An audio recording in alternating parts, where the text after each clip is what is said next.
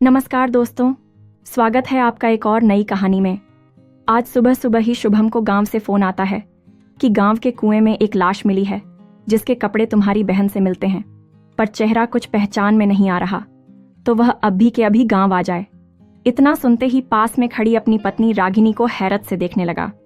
शुभम ने फोन पर कहा, ठीक है सर, हम आते हैं। फोन कट चुका था। ये लाश की बात सुबह से शुरू होती है जब पुलिस अधिकारी पहले चश्मदीद गवाह से पूछताछ कर रहे थे। हाँ, अब बताओ कि सबसे पहले तुमने क्या देखा, कब देखा और तुम वहां क्या करने गए थे? सब कुछ डिटेल में बताओ। उस आदमी ने बताना शुरू किया, साहब, जैसे ही मैं रोज सुबह अंधेरे में ही खेत में पानी देने निकलता हूँ और आज भी सुबह 4 बजे निकल गया था। साहब, एक कुआं मेरे खेत के पास ही है, लेकिन मेरे खेत में पानी मोटर से जाता है और आज सुबह देखा तो बिजली नहीं थी। तब मैंने सोचा कि समय बर्बाद करने के बजाय कुएं से पानी निकालकर काम चला लेता हूं। बस यह सोचकर मैंने कुएं में बाल्टी डाल दी, लेकिन उसमें बाल्टी घुमाते ही जाने क्या अटका कि वह बाहर ही नहीं आ रही थी।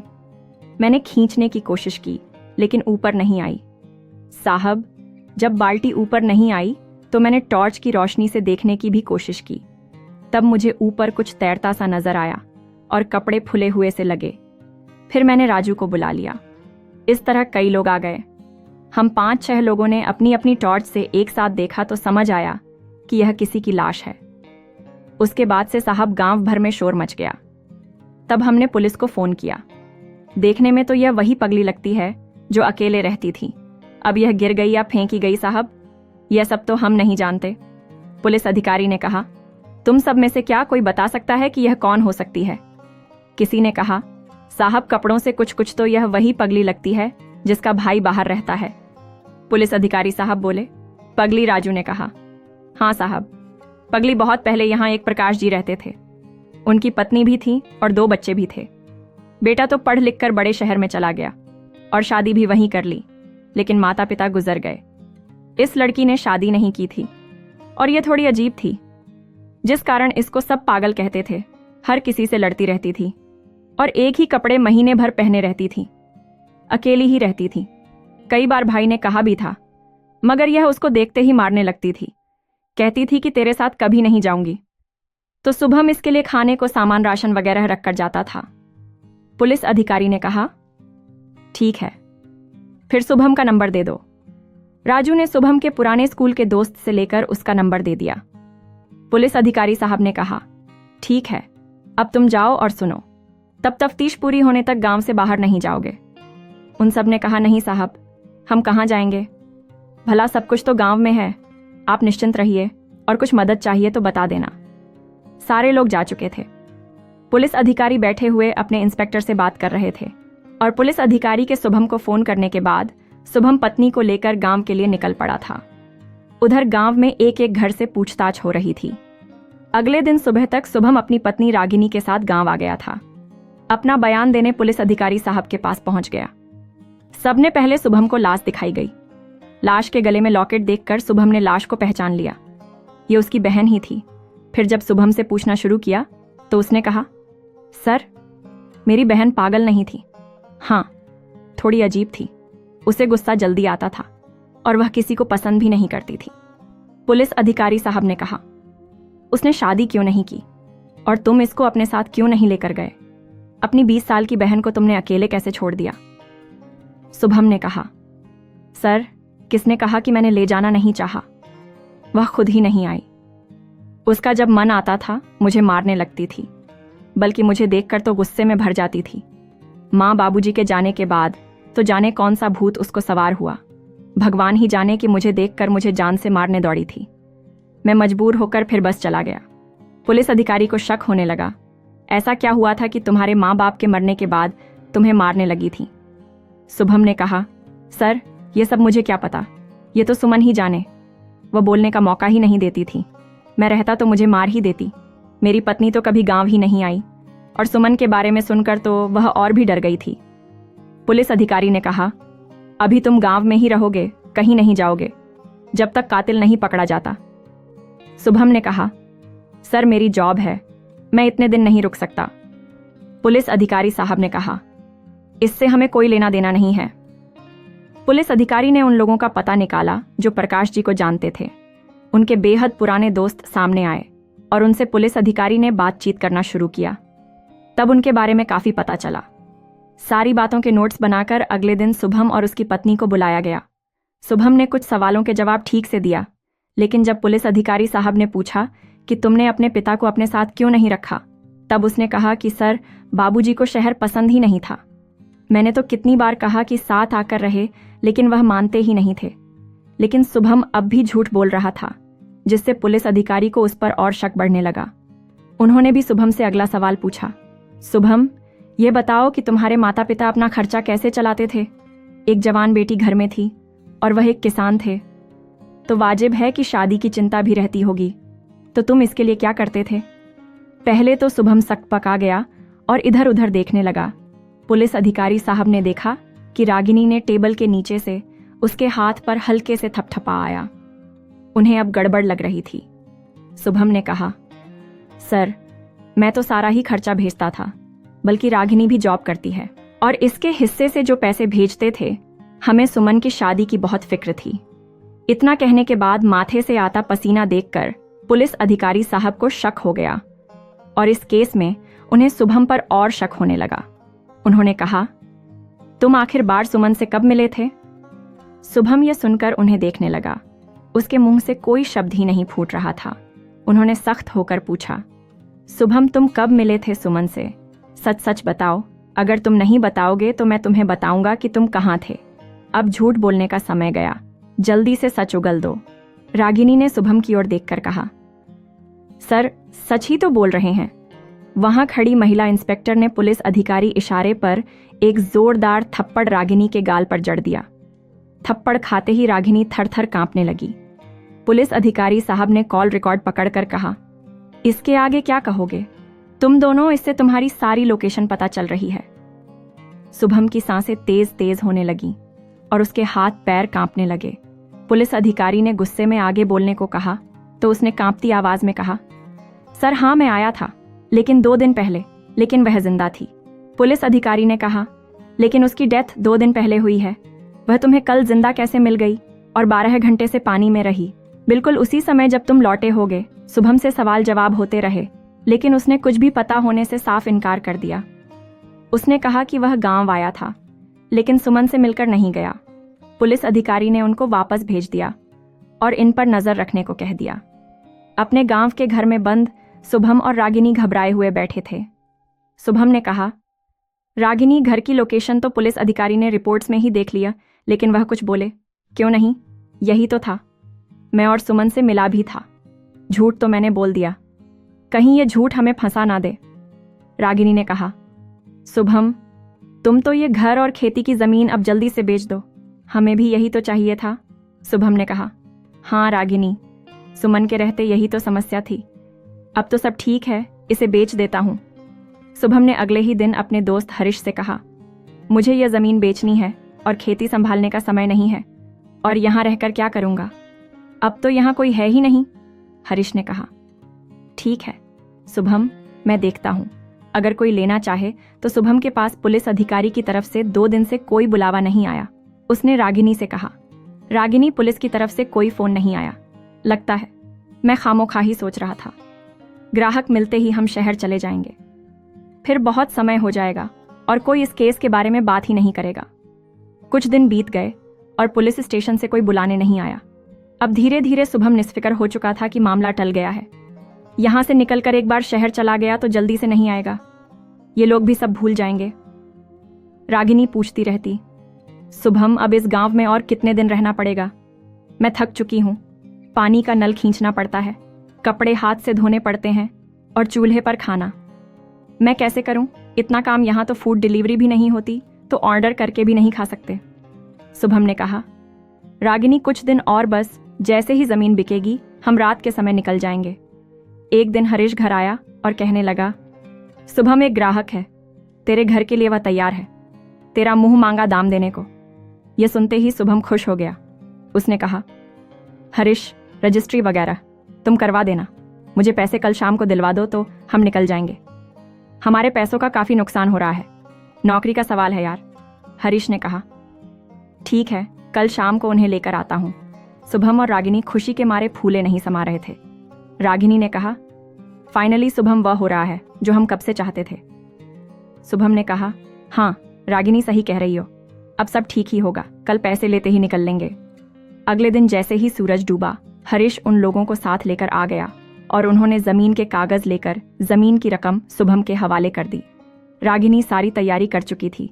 शुभम को डर था कि जमीन के बेचे जाने की खबर के बाद पुलिस उसे जरूर तलब करेगी। वह उससे पहले वह निकलने लगा और गाड़ी निकालकर रागिनी को उसमें बैठा लिया। रात के अंधेरे में पैसे लेते ही निकल रहा था कि जैसे ही शुभम कुछ दूर चला तो सामने से आ रही चारों तरफ से रोशनी को देखकर उसकी आंखें बंद होने लगीं और रास्ता नजर नहीं आया तो ना चाहते हुए भी उसे कार रोकनी पड़ी। उसके कार रोकते ही सारी रोशनी बंद हो गई और पुलिस वालों ने उसको घेर लिया। शुभम सबको देखकर कांप गया और रागिनी ने डर कर शुभम का बाजू पकड़ लिया। इंस्पेक्टर ने कहा, मना किया था ना कि गांव से बाहर कहीं जाना नहीं है। शुभम ने कहा, मुझे लगा केस बंद हो गया था, इतने दिन भी हो गए थे। तभी पुलिस अधिकारी साहब पीछे से आए और बोले, चलो शुभम, तुम्हारी खिदमत करने का वक्त आ गया है। रात के अंधेरे में चुपचाप से निकलने का मतलब समझते हो। शुभम और रागिनी अब डर गए थे। रागिनी ने धीरे से कहा, इनको कैसे पता चला? शुभम भी हैरान था कि किसने इनको मेरे जाने की खबर तुरंत पहुंचा दी। पुलिस स्टेशन में ले जाकर दोनों को सामने बैठाकर पुलिस अधिकारी साहब ने इंस्पेक्टर को कहा, लेकर आओ। इंस्पेक्टर आया तो उसके हाथ में रुपयों का बैग देखकर दोनों कांपने लगे और उनके चेहरे से पसीना छूटने लगा। पुलिस अधिकारी ने कहा, शुभम क्या है इस बैग के अंदर? शुभम ने कहा, कुछ नहीं, बस कपड़े हैं, मतलब पैसे भी हैं। रागिनी ने कहा, हाँ सर, पैसे भी हैं। बैग को खोलकर सारा पैसा वहां रख दिया गया। पुलिस अधिकारी ने कहा, इतना सारा पैसा कहां से आया? शुभम खामोश बैठा रहा और रागिनी भी नीचे नजर करके बैठी रही। पुलिस अधिकारी ने कहा, तुम जमीन बेचकर उसका पैसा लेकर जा रहे थे और सोच रहे थे कि हमको पता नहीं चलेगा। तुमने ये सब बहुत पहले ही चाहा था, सुमन के मरने के पहले, बल्कि माँ बाप के भी पहले। डीआईजी ने जैसे ही कहा तो शुभम के पैरों के नीचे से जमीन ही सरक गई। तुम्हारे हाथ के निशान मिल गए हैं उस कुएं पर। जब तुमने उसे फेंका तब तुम्हारे निशान कुएं की बाउंड्री पर आ गए। तब रागिनी घबराकर बोल पड़ी, नहीं सर, यह हो ही नहीं सकता। हमने उसको माँ की तरह ही मारा था। कुएं तक कैसे गई ये हमको नहीं पता। सब लोग खड़े हुए उनको हैरत से देखने लगे। पुलिस अधिकारी ने शुभम का कॉलर पकड़कर कहा, पापा की तरह अब तो बताओ, जिसका तुम गांव के सामने अंतिम संस्कार कर चुके हो। शुभम चुपचाप बैठा रहा। पुलिस अधिकारी ने कहा, देखो शुभम, गुनाह कबूल कर लेने से सजा कम हो जाती है। कबूल कर लो तो अच्छा है, वरना अगर तुम्हारी खिदमत पर उतर आए तो धुलाई भी अच्छी होगी और सजा लंबी भी होगी। तुम क्या सोच रहे थे कि इतनी शांति है तो केस बंद हो गया है? अरे अगर ऐसा नहीं करते तो तुम्हारे इरादे कैसे पता चलते? और सच तो यह है कि मैं सब कुछ जानते हुए पूछ रहा हूं, क्योंकि तुम्हारी आवाज में और तुमसे ही जानना चाहता हूं। अब शुभम को डर लगने लगा और बताना शुरू किया। बात जब की थी जब शुभम की शादी ही नहीं हुई थी। गांव में स्कूल करने के बाद शुभम ने शहर में पढ़ने की इच्छा जाहिर की, जिसके बाद उसके पिता प्रकाश ने कहा, बेटा शौक से जाओ और नाम रोशन करो, बस गलत संगत में मत पड़ना। शुभम उसके बाद शहर चला गया और उसके हिस्से की जमीन को बेचकर प्रकाश जी उसकी पढ़ाई खर्चा पूरा करते रहे। अब उनके पास केवल उनकी बेटी सुमन के नाम की जमीन बची थी और एक 400 गज का जमीन पर बना घर था। प्रकाश जी पोस्ट ऑफिस में पोस्टमैन के पद पर काम कर चुके थे और रिटायर थे। बेटी के ब्याह की चिंता उनको दिन रात सताती रहती थी। इतने दिन तक शुभम शहर में रहकर पढ़ता रहा। बीच बीच में गांव आकर सबसे मिलता और खर्च के पैसे ले जाता। 2.5 साल बाद जब उसकी पढ़ाई पूरी होने को आई तो उसे एक बढ़िया नौकरी का ऑफर मिल गया। उसने घर में खुशखबरी दी तो घर में उत्सव का माहौल हो गया। सबके चेहरों पर खुशी थी, लेकिन जैसे ही उसने बताया कि वह वहीं एक लड़की से शादी करना चाहता है तो पिताजी नाराज हो गए। प्रकाश जी बोले, शुभम, हमरे अरमानों को मिट्टी में क्यों मिला रहे हो? इस लड़की से तुम्हारी शादी कतई नहीं होगी। यह सुनकर शुभम ने कहा, बाबूजी, मैंने शादी करने का मन बना लिया है और करके ही रहूंगा। आपकी गांव की विचारधारा के तले मैं अपने अरमानों को कैसे कुचल दूं? लड़की अच्छी है और आपकी बहू बनने के लायक है, लेकिन आप माने या ना माने, मैं तो उसी से शादी करूंगा।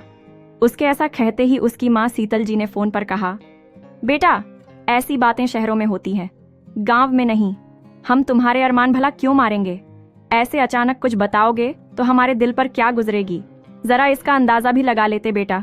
और यह गांव है, यहाँ लव मैरिज वाली बहू को स्वीकारते नहीं।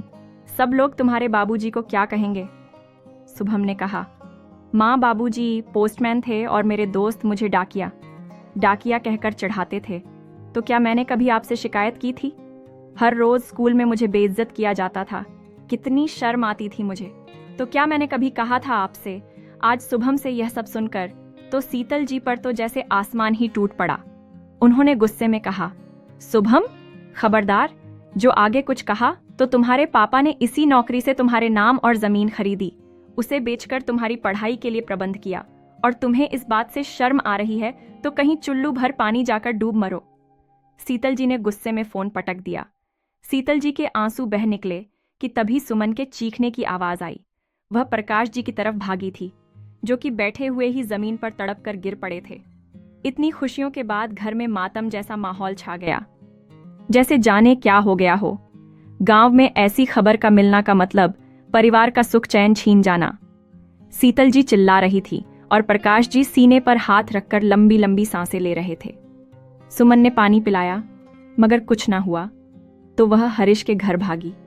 जब तक हरीश भागकर आया तब तक प्रकाश जी शरीर छोड़ चुके थे। घर में रोना पीटना हो रहा था और शहर में बैठा शुभम अपनी गर्लफ्रेंड रागिनी के साथ होटल में खाना खा रहा था। हरीश ने उसे फोन किया और बाबूजी के चले जाने की खबर दी। शुभम दुखी हुआ, लेकिन रागिनी ने कहा, चलो एक तो कम हो गया। उधर माँ बेटे बेटी रो रो कर बड़ी बेहाल हुई जा रही थी। 3 दिन रोकर शुभम ने माँ से अपने साथ शहर चलने की बात की, मगर माँ बेटी राजी नहीं हुई। शुभम चाहता था कि सारी जमीन बेचकर माँ सुमन साथ चले, लेकिन अब माँ का भरोसा शुभम पर से उठ चुका था और दूसरे शुभम के दिए सदमे के कारण ही प्रकाश जी परलोक सिधार गए थे। उनकी पत्नी शीतल जी ये कैसे भूल जाती? शुभम गांव आया और अंतिम संस्कार करके उसी दिन लौट गया। हरीश ने कहा भी कि तेरी माँ दुखी है, कुछ दिन उसके साथ रहो, लेकिन शुभम ने कहा, यार तेरे पास तो खेती है, तुझे क्या पता कि एक दिन की छुट्टी हो जाए तो क्या होता है। अरे भाई, बॉस सिर पर चढ़ जाता है, नौकरी से निकालने की धमकी देता है। अब बाबूजी तो चले गए, मगर नौकरी तो है ना यार, कहीं यूं भी ना चली जाए। यह कहकर शुभम शहर लौट गया था। रागिनी ने उसके जाते ही खुश होकर कहा, शुभम अब तुम्हारी माँ और बहन को मनाना तो आसान हो जाएगा। शुभम ने कहा, नहीं रागिनी, मैंने कहा था, वह लोग यहाँ आने के लिए नहीं माने। रागिनी गुस्से से भरकर बोली, ये तुम्हारी माँ और बहन कितनी जिद्दी है। अरे इकलौते भाई को खुशी देखी नहीं जाती।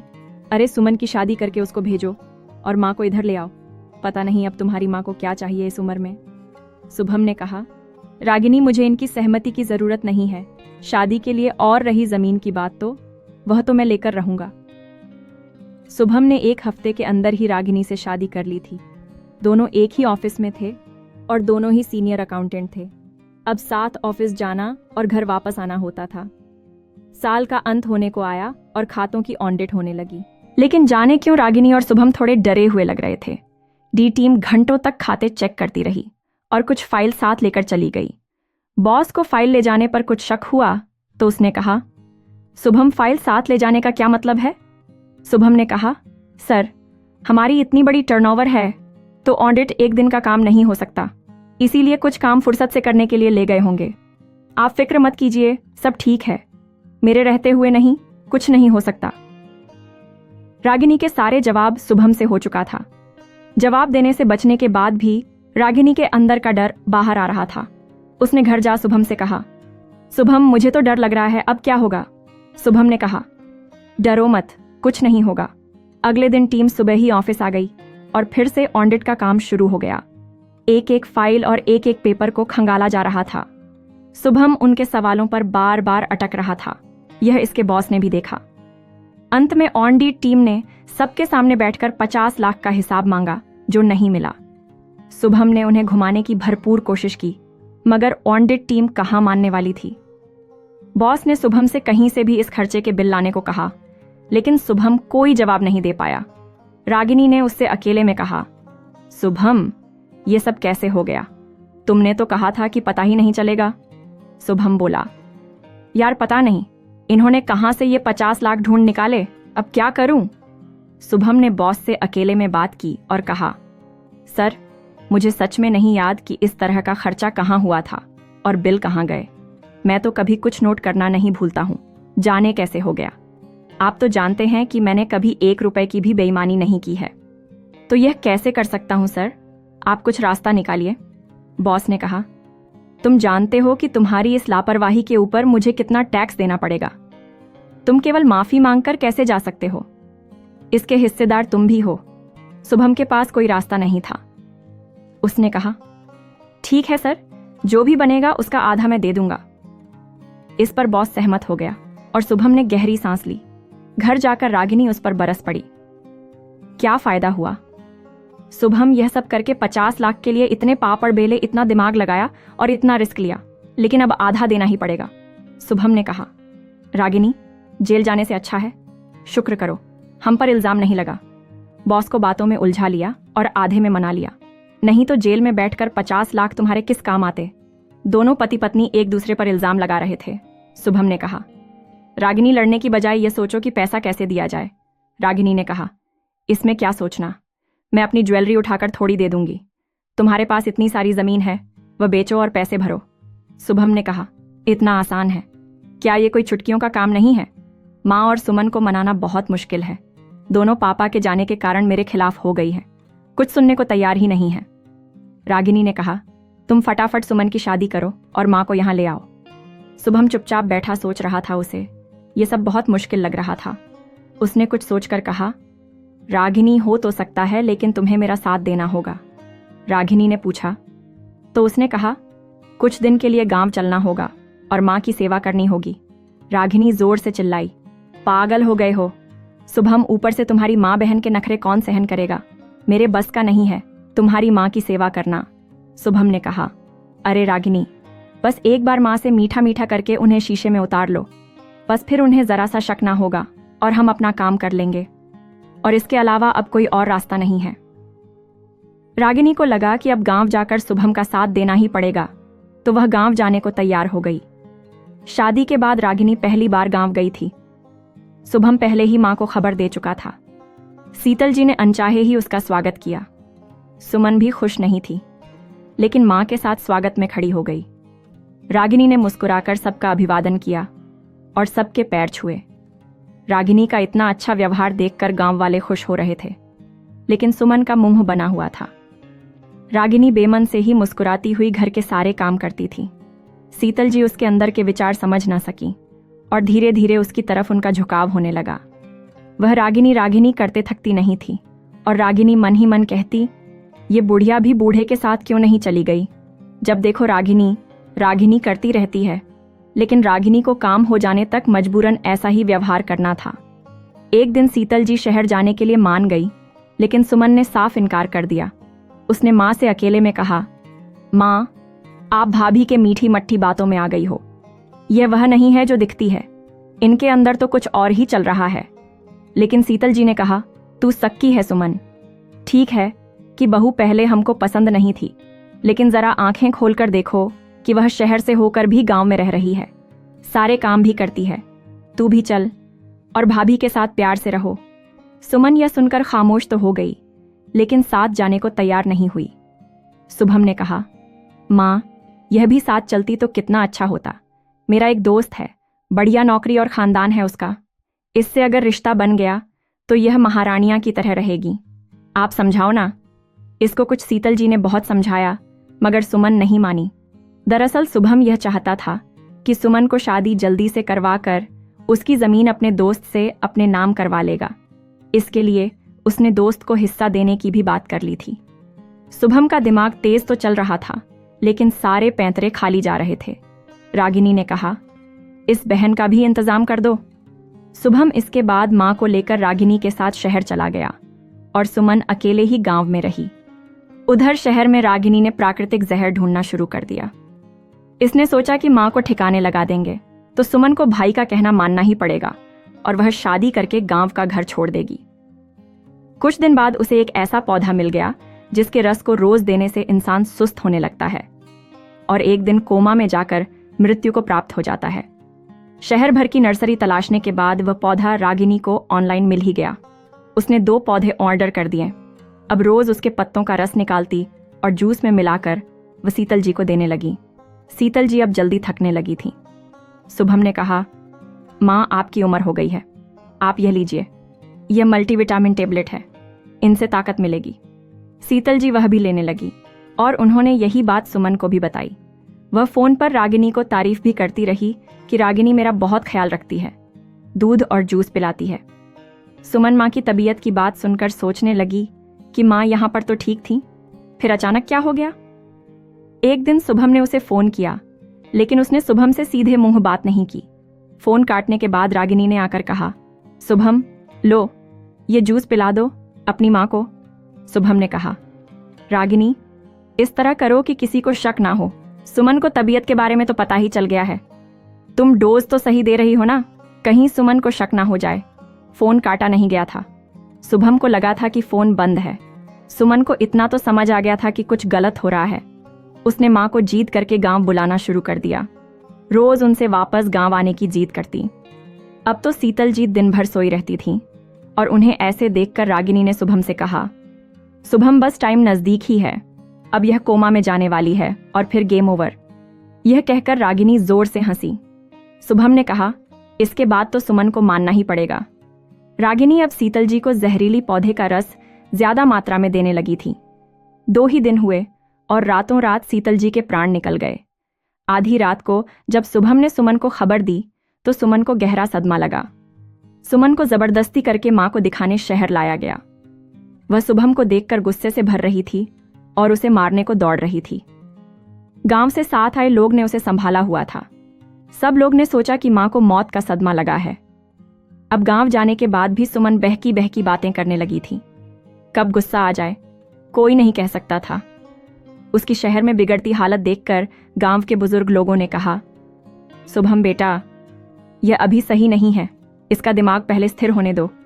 गांव जाएगी तो हम संभाल लेंगे, लेकिन माँ को अचानक जाना। सुमन सहन नहीं कर पा रही थी। उसके अंदर यह बात रह रह घूम रही थी कि माँ की मौत बीमारी नहीं, बल्कि इसका कारण उनकी हत्या है। सुमन अजीब जरूर थी, मगर पागल नहीं थी। शुभम सारी कहानी पुलिस अधिकारी को सुना चुका था। पुलिस अधिकारी साहब ने आंखें निकालकर गुस्से में कहा, और इसीलिए उसको मारकर कुएं में फेंक दिया, जिससे कि घर जमीन बेच सको और पैसे मिल जाए। शुभम ने कहा, सर, यह तो सच है कि मैं रात को सुमन के पास रागिनी के साथ आया था। मैं कार लेकर नहीं बल्कि पैदल गांव आया था। दूर उतरकर खड़े रहे थे। ठंड के कारण जब कोहरा बढ़ने लगा तो हम घर गए। हमने सुमन को समझाने की बात कही तो सुमन ने कहा कि उसे पता है कि रागिनी ने माँ को दूध और जूस में मिलाकर कुछ ऐसा दिया है जिससे माँ की तबीयत दिन पर दिन खराब हो रही थी। सुमन जोर जोर से चिल्ला रही थी। उसने कहा कि सारे गांव को इकट्ठा करके सच बता देगी। रागिनी को गुस्सा आया और उसने उसकी छोटी पकड़ ली। मैंने उसको चुप करवाने के लिए उसके गले पर हाथ रख दिया। वह खुद को छुड़ाने की कोशिश करती रही, लेकिन रागिनी और मैं कसकर उसका गला पकड़े रहे। तभी लगा कि कोई आ रहा है तो हम खिड़की से भाग गए। बाद में पता चला था कि सुमन ने घर जमीन के कागज मेरे दोस्त हरीश को घर में रखने के लिए दे दिए थे। बाद में मैंने हरीश को झांसे में लेकर उसे जमीन बिकवाने को कहा, लेकिन हमें सच में नहीं पता कि सुमन की लाश कुएं में कैसे पहुंची, जिसकी आहट आई थी। ना सर, उसने ही उसको कुएं में डाला होगा। हम तो घर में ही उसे मरा हुआ छोड़कर रात के कोहरे में ही निकल गए थे। तभी पुलिस अधिकारी ने कहा, तुमने सोचा नहीं कि हरीश तुम्हारी मदद क्यों कर रहा है? तुम्हारी बहन उसको ही कागज रखने को क्यों दिए? यह सुनकर रागिनी और शुभम एक दूसरे को देखने लगे। अब शुभम और रागिनी ने एक साथ कहा, क्या मतलब? सर, पुलिस अधिकारी ने कहा, शुभम, जानना नहीं चाहोगे कि उस वक्त वो आहट किसकी थी? कौन आया था? किसी सारे पर एक तरफ से हरीश आता दिखाई दिया। हरीश ने आकर कहा, सुमन ने मुझे बहुत पहले ही बता दिया था, लेकिन मुझे उसकी बात पर भरोसा नहीं था। शुभम, लेकिन जब तू उसका गला दबाकर भाग रहा था ना, तब मैं तेरे घर की तरफ आया था। किसी को अंधेरे में निकलते देखकर मैं जल्दी से घर के अंदर गया तो सुमन को बेहोश पड़े देखा। मैंने उसको हिलाया तो उसकी सांस चल रही थी। वह कहते हैं, ना जाको राखे साइयां मार सके ना कोई। मैंने सुमन को उठाकर पानी पिलाया और पूछा, तो तुम्हारे आने के बारे में पता चला? मेरे बचपन के दोस्त से तुम इतना गिर जाओगे, मैंने सोचा नहीं था। मैं तुम्हारा सर सामने लाना चाहता था, इस कारण जमीन बिकवा को तैयार हो गया। लेकिन पुलिस अधिकारी साहब को हर बात की खबर थी। शुभम और रागिनी फटी आंखों से हरीश को देख रहे थे। उनकी हालत काटो तो खून नहीं जैसी थी। शुभम ने हकला हुए कहा, मतलब सुमन जिंदा है, लेकिन वह लाश किसकी थी? पुलिस अधिकारी ने कहा, जिंदा है और कब से तुम्हारे पीछे खड़ी है। वह लाश किसकी थी जिसे सुमन जैसे कपड़े पहनाकर उसके गले में लॉकेट पहना दिया था, जिससे कि तुम पहचानने में देर ना करो। सुमन वहीं पीछे खड़ी रो रही थी। उसने सुना कि कैसे रागिनी और शुभम ने मां को मार दिया था। रागिनी के पिता ने उसके पक्ष में वकील खड़ा किया और दावा किया कि दोनों ने कर्ज तले मजबूर होकर ऐसा किया है। वह पैसे पर क्रिमिनल नहीं है तो उनकी सजा कम की जाए, लेकिन फिर भी दोनों आजीवन कारावास की सजा हो गई। सुमन का गांव वालों ने बहुत ख्याल रखा और मन का गब्बन बाहर आने के बाद सुमन ठीक होने लगी थी। हरीश ने उसे पत्नी के रूप में इसे अपना लिया था, जिसमें गांव वालों ने भी उसका साथ दिया था। अपराधी जितने भी जुर्म कर ले, लेकिन कभी छुप नहीं सकता। शुभम और रागिनी के घर वह जहरीला पौधा भी बरामद हो गया था, जिसने हर बात पर सच्चाई का ठप्पा लगा दिया था। लालच करके इंसान कुछ पा नहीं सकता, लेकिन यह सच है कि खो जरूर सकता है। दोस्तों, कहानी पसंद आए तो वीडियो को लाइक, चैनल पर पहली बार आए तो सब्सक्राइब करके बेल आइकन घंटी दबाना ना भूलें। कहानी देखने और सुनने के लिए दिल से धन्यवाद।